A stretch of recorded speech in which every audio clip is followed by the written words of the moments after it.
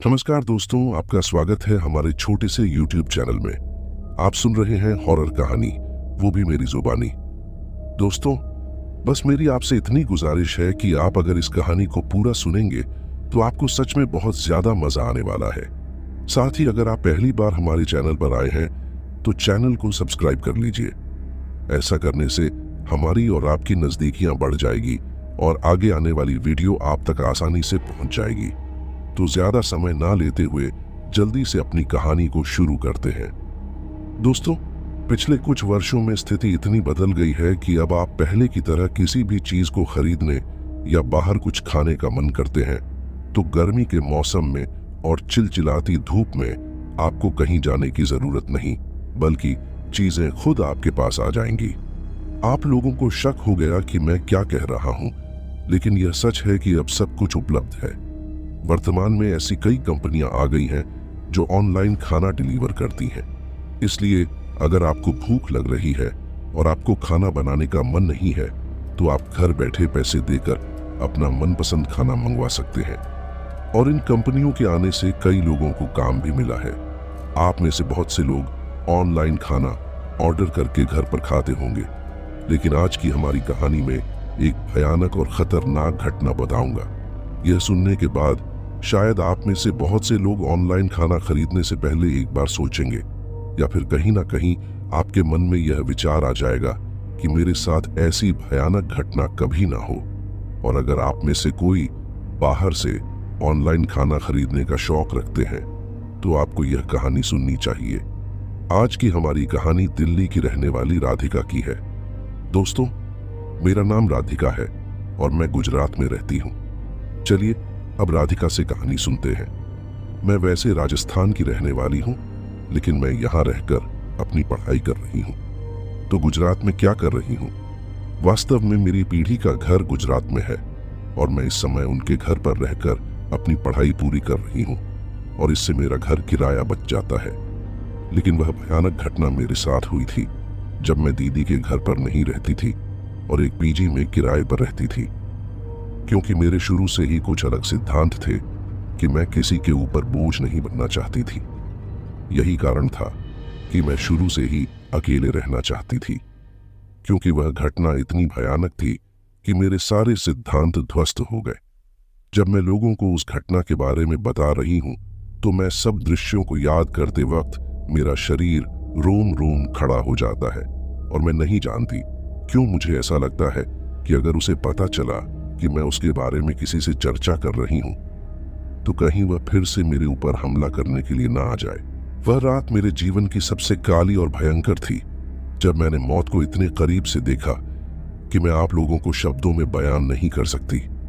उसका भयानक चेहरा, उसकी गुस्से से भरी हुई आंखें, उसकी लंबी नाक और उसकी मुस्कान उसके भयानक रूप को और भी भयानक बना रही थी। अगर मैं उस दिन सही समय पर कदम नहीं उठाती तो शायद आज मैं आप लोगों को यह कहानी सुनाने के लिए जीवित नहीं होती। लेकिन अब आप लोग सोच रहे होंगे कि मेरे साथ क्या हुआ जो मैं इतना बड़ा दावा कर रही हूं। तो चलिए अब मैं आपको पूरी बात बताती हूं। वास्तव में जब मैं राजस्थान से अपनी पढ़ाई करने के लिए गुजरात आई तो मेरी दीदी ने मुझे कहा कि मैं उनके घर पर रहने के बजाय किराए के कमरे में रहूं। हालांकि मैं शुरू से ही थोड़ी स्वाभिमानी लड़की हूं। यही कारण है कि मैंने उनसे कहा कि मैं अकेली रहूंगी और किसी पर बोझ नहीं डालना चाहती थी। लेकिन मैं नहीं जानती थी कि मेरा यह निर्णय मेरे जीवन में एक रात में इतनी बड़ी मुसीबत लाएगा। घर से निकलने के बाद मैंने गुजरात में किराए पर पीजी के चौथे कमरे में रहने का निर्णय लिया। मैं सुबह सुबह अपनी पढ़ाई खत्म करके दिन में कोचिंग चली जाती थी, क्योंकि एक कमरे के अलावा एक किचन और बाकी सारी सुविधाएं भी थीं, और शाम को वापस आकर फिर से पढ़ाई करने लगती थी। जब वह घटना मेरे साथ हुई उस रात भी काफी बारिश हो रही थी। पिछले 3 दिन से लगातार रिमझिम बारिश हो रही थी, जिससे मौसम 2 या 3 दिन तक बहुत ठंडा और सुहावना था। लेकिन जैसा कि आप जानते हैं, बारिश के मौसम में हर जगह कीचड़ हो जाती है और मैं शुरू से ही बारिश के मौसम में बाहर जाना पसंद नहीं करती, क्योंकि हर जगह गंदगी होती है। मैं दिन में पढ़ाई में इतनी व्यस्त थी कि मुझे याद ही नहीं आया कि आज मेरी रसोई में खाने का सामान खत्म हो गया था। जब मैं रात के 10 बजे पढ़ाई कर रही थी तो मुझे भूख लगी। तभी मैंने कुछ बनाने का विचार किया, लेकिन जब मैं रसोई में जाकर देखती हूँ तो वहां पर सारा खाना खत्म हो चुका था। मैंने सोचा, इतनी बारिश में इतनी रात को कौन बाहर जाएगा, लेकिन मुझे बहुत भूख लग रही थी, इसलिए मैंने सोचा कि आज बाहर से कुछ मंगा लेना चाहिए। दरअसल जब भी मुझे कुछ चटपटा खाने का मन होता था तो मैं ऑनलाइन ऑर्डर करके घर पर ही मंगवा लेती थी। शुरू से ही मैं बाहर से ऑर्डर करके घर पर मंगवा लेती थी और फिर अकेले बैठकर खाती थी, क्योंकि मुझे बाहर जाकर सड़क के बगल में लगे हुए चाट के ठेले पर खाने में बहुत ज्यादा अनकंफर्टेबल लगता है। उस दिन भी मेरे मन में कुछ ऐसा ही विचार आया, लेकिन मैं सोचती हूँ कि इतनी बारिश में कौन खाना देने आएगा, तो मैंने सोचा कि एक बार ऑर्डर करके देख लेते हैं। और मैं खाना ऑर्डर करते समय अवेलेबल थी और मैं खाना ऑर्डर करने के बाद अपनी पढ़ाई करने के लिए वापस बैठ जाती हूँ, क्योंकि उसमें लगभग आधा घंटे का समय लग रहा था। मुझे लगता है कि खाना मेरे घर पहुंचने में लगभग आधे घंटे का समय लगेगा और इसीलिए मैं अपनी पढ़ाई फिर से शुरू करती हूँ। मुझे अपनी पढ़ाई करते हुए बस 10 मिनट हुए थे कि मेरे घर की डोरबेल बजती है। फोन पर देखते हुए मैंने सोचा कि अभी सिर्फ 10 मिनट हुए हैं और इतनी जल्दी खाना कैसे आया। मैंने सोचा कि शायद कुल पास में होगा, इसलिए इतनी जल्दी आया।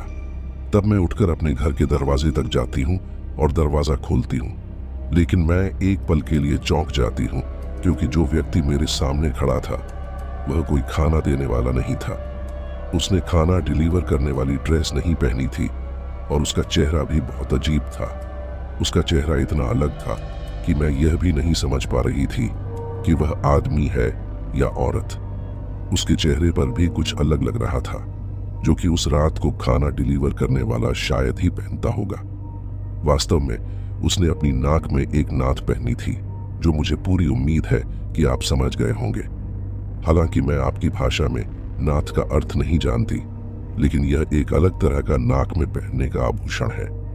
दरवाजा अचानक से खोलते हुए मेरे मुंह से सिर्फ एक लाइन निकलती है, बताओ क्या हो गया। वह व्यक्ति जो मेरे सामने था कहता है, आपने खाना ऑर्डर किया था और मैं खाना लेकर आया हूं। और इतना कहने के बाद वह अपने कंधों पर लटके हुए बैग में से एक एक बॉक्स निकालता है और मुझे देता है। लेकिन जब उसने मुझे बोलने के लिए अपना मुंह खोला तो उसकी आवाज मुझे बहुत अजीब लगी। उस बारिश के मौसम में भी उसकी आवाज बहुत गूंज रही थी, क्योंकि उसकी आवाज में बहुत ही बेस था। लेकिन मैंने तभी सोचा कि मुझे इसके ऊपर ज्यादा ध्यान नहीं देना चाहिए और मुझे अपना खाना लेकर पैसे देने से मतलब है। लेकिन मैं भी नहीं जानती कि मेरे मन में क्या विचार आते हैं। मैं उससे पूछ लेती हूँ कि तुम कौन हो और तुमने नाक में नथ क्यों पहनी है। लेकिन मैं इतना पूछते ही वह बहुत गुस्सा हो जाता है और मुझसे कहता है कि आप जैसे लोग हमें समाज में रहने नहीं देते। अगर हम इज्जत से कमाकर कुछ खाना चाहते हैं तो आप लोगों के ताने हमें छल नहीं करते हैं और इसी वजह से हमें वैसा काम करना पड़ता है। मैं उससे कहती हूँ कि आप क्या काम करते हैं, तो वह अचानक मुझे बताता है कि वह आपको जल्द ही बता देगा। यह सुनकर मैं थोड़ा घबरा जाती हूँ और उसे कहती हूँ कि तुम जिस काम के लिए आए हो उसे करो और यहाँ से चलो। तब मैं उसे खाना लेकर वहीं पर रुकने को कहती हूँ। मैं उसे खाना लेकर अंदर पैसे लेने गई थी, लेकिन मैंने देखा कि वह मेरे घर के काफी अधिक अंदर आ चुका था। जब मैं पैसे लेकर वापस आई और उसे इस तरह मेरे घर में घुसते देखा तो मुझे बहुत गुस्सा आया। मैंने उससे कहा, आपको बाहर रुकने के लिए कहा था ना, बिना पूछे अंदर क्यों आए। वह एकाएक मेरी तरफ देखता है और अजीब तरह से मुस्कुराता है। मेरी नजर उसके होठों की तरफ जाती है जब वह मुस्कुराता है। मैंने उसके होठों की ओर देखा तो मुझे लगा कि उसने लिपस्टिक भी लगा रखी है। मैं उसे देखकर सोचती हूँ कि यह कैसा फूड डिलीवरी बॉय है। मैं उससे कहती हूँ कि चलो बाहर निकलो, अपने पैसे लेकर चलो। मैं बस इतना ही कह पाई थी कि वह कहता है, मुझे बहुत प्यास लगी है। उसकी यह बात सुनकर मुझे लगा कि मुझे उसे एक गिलास पानी देना चाहिए, क्योंकि इंसानियत के नाते ऐसा करना चाहिए। मैं उससे कहती हूँ कि तुम पहले बाहर जाओ और मैं वहीं पर पानी लाती हूँ। तब मैं उसे पैसे देती हूँ और अंदर किचन में पानी लाने के लिए चली जाती हूँ। जब मैं किचन में उसके लिए गिलास में पानी डाल रही थी मुझे लगता था कि मौसम काफी ठंडा है और ऐसे मौसम में भी उसे इतनी प्यास लग रही है कि वह बिना पूछे ही घर के अंदर आ गया है। तभी मैं जाकर उसे एक गिलास पानी देती हूँ। वह गिलास को होठों से लगाकर पानी पीने लगता है। एक बार के लिए मुझे बस इतना ही लगा कि गिलास क्यों लगाया, लेकिन मैंने सोचा कि ठीक है, वैसे भी गिलास साफ कर लेंगे। तो मैंने सोचा कि उसके जाने के बाद गिलास धो लेंगे, लेकिन उसने सिर्फ आधा गिलास पानी पिया और मुझे गिलास वापस दे दिया। फिर मैंने घर का दरवाजा बंद कर दिया। दरवाजा बंद करने के बाद मैं उस पानी के गिलास को वहीं पर एक टेबल पर रख देती हूँ और पहले कुछ खा लेती हूँ, क्योंकि मुझे बहुत भूख लग रही थी। इसके बाद मैं खाने का बॉक्स उठाती हूँ और उसे टेबल पर रखकर खोलने लगती हूँ। लेकिन जैसे ही मैंने उसे पूरा खोला, उस बॉक्स में जो कुछ था देखकर मेरी रूह कांप गई। मेरे दिल की धड़कन अचानक तेज हो गई, मेरी आंखें फटी की फटी रह गईं और मैं डर से उछलकर उस बॉक्स से 2-3 कदम पीछे हो जाती हूँ। उस समय मैं समझ नहीं पा रही थी कि मेरी आंखों के सामने क्या देख रही हूँ और यह हो भी कैसे सकता था, क्योंकि मेरी हालत उस समय इतनी खराब हो गई थी कि मैं नहीं जानती थी कि मैं क्या करूं। उस समय मेरी आंखों के सामने दृश्य कुछ ऐसा था कि अगर कोई छोटा बच्चा उस चीज को देखता तो वह भयभीत हो जाता। दरअसल जब मैंने उस बॉक्स को खोला तो उसमें उसी व्यक्ति का कटा हुआ सिर था जिसने मुझे कुछ देर पहले वह बॉक्स दिया था और पीने के लिए पानी भी मांगा था। उसकी कटी हुई मुंडी पूरी तरह से उस बॉक्स के अंदर थी और उसकी नाक में भी नथ थी, बिल्कुल उसी तरह से जिस तरह से उसने मुझसे बात करते समय पहनी हुई थी। उसके सिर के बाल औरतों की तरह काफी लंबे थे और वे बुरी तरह से उलझे हुए थे। जब मैंने बॉक्स खोला तो मुझे बहुत डर लगा। उस समय उसकी आंखें बंद थीं, जैसे किसी मरे हुए व्यक्ति की होती है। मैं डर से पीछे हट गई।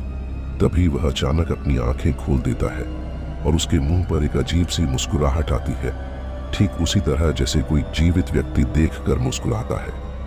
यह मेरे लिए इतना भयानक था कि मैं उसे शब्दों में बयान नहीं कर सकती। उस वक्त मैं जोर जोर से सांस ले रही थी, जैसे मैं डर गई थी कि मेरा यूरिन वहीं पर निकल जाएगा। मेरी आंखें फटी की फटी रह गईं और मैं डर से उछलकर उस बॉक्स से 2-3 कदम पीछे हट गई। घर के मुख्य दरवाजे से किसी के खटखटाने की आवाज आई और उस समय जो कोई भी बाहर था वह इतनी तेजी से मेरे दरवाजे को खटखटा रहा था कि जैसे वह बस दरवाजे को तोड़ देगा। मैंने सोचा कि दरवाजे पर एक डोर बेल लगी हुई है, वह डोर बेल क्यों नहीं बजा रहा है। लेकिन मैं उस समय बहुत ज्यादा भयानक स्थिति में थी और मैं भी उस समय भागना चाहती थी। इसलिए मैं दौड़कर मुख्य दरवाजे की ओर गई और तुरंत दरवाजा खोला। दरवाजा खोलते ही मैं डर से उछलकर फर्श पर गिर गई। अब जो मेरी आंखों के सामने था वह धीरे धीरे अपने कदमों को मेरे घर के अंदर की तरफ बढ़ा रहा था। मैं फर्श पर पड़ी पड़ी ही अपने हाथों के बल पीछे की तरफ खिसक रही थी जब उसने अपने कदमों को मेरी तरफ बढ़ते देखा, और उस समय मैं सिर्फ यही बोल रही थी, नहीं नहीं, क्योंकि दरवाजा खोलते ही वही आदमी मेरे सामने खड़ा था जिसने मुझे अभी कुछ देर पहले एक बॉक्स देकर गया था जिसमें उसी की कटी हुई मुंडी थी। जब वह मेरे सामने था, उसकी कटी हुई मुंडी को उस बॉक्स में देखकर मुझे विश्वास नहीं हो रहा था कि एक व्यक्ति का सिर एक साथ 2 स्थानों पर कैसे हो सकता है। तब तक मैं समझ चुकी थी कि यह कोई जीवित इंसान नहीं है, बल्कि एक बहुत बुरी शैतानी आत्मा या पिशाच है। मैं अपने हाथों के बल फर्श पर पीछे की तरफ सरक रही थी और सोच रही थी कि यह मुझे जिंदा नहीं छोड़ेगा। वह बुरी आत्मा या चुड़ैल मुझे इस तरह से अपनी जान बचाने के लिए तड़पता हुआ देखकर बहुत खुश हो गई थी और अब धीरे धीरे मुस्कुराने लगी, फिर जोर से हंसने लगी। मैं पीछे खिसकते खिसकते किचन में पहुंच गई थी। वह भी किचन में आ चुकी थी, इसलिए मेरे पास पीछे खिसकने के लिए कोई जगह नहीं थी। लगभग 10 मिनट तक वह मेरी तरफ ही बढ़ती रही। ऐसा लगता था कि वह सिर्फ मुझे डराकर मारना चाहती थी। अगर वह सिर्फ मुझे मारना चाहती तो वह मुझे किसी भी तरह मार सकती थी, लेकिन शायद वह मुझे तड़पा कर मारना चाहती थी। वह मेरे बहुत करीब आ चुकी थी और चाहती थी कि मैं डर से मर जाऊं। तभी मेरी नजर किचन में रखे मिर्ची के डिब्बे पर पड़ी।